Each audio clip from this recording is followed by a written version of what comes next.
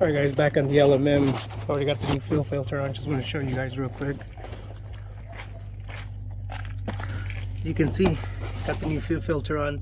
Wix high flow, heavy duty fuel filter. So I'm going to show you how to bleed the system after a fuel filter replacement. Okay, here we go. So all you have to do is start by pushing the primer pump. Push the primer pump until you feel it gets stiff. There it goes. It's starting to get real stiff. It's stiff now.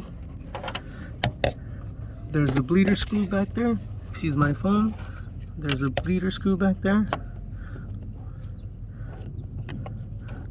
Turn the bleeder screw. Should hear some air. Hear that? That was the air in the system. So tighten it back up. Gotta keep doing this. So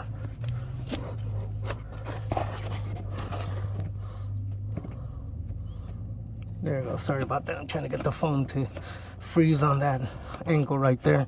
But there it is. Keep pushing it until it gets firm again. It's getting firm. There it is. It's firm. Same thing.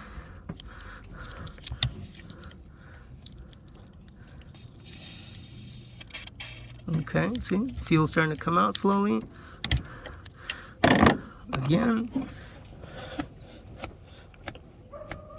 Starting to get firm. Push it again until it gets nice and stiff. Once it gets stiff, you don't really want to go much past that. There you go. See, it's starting to get stiff. I'll give it one more. Oh yeah, it's stiff. So one more time. Bleeder. Okay, there it goes. See how it's building? Okay. And then this time what I'm going to do is I'm going to pump it. And then I'm going to let it sit for a second. I got to add the oil. There you go. It's nice and stiff. I'm going to add the oil and then I'm going to go do this one more time and then get it started. I'll show you guys how that goes.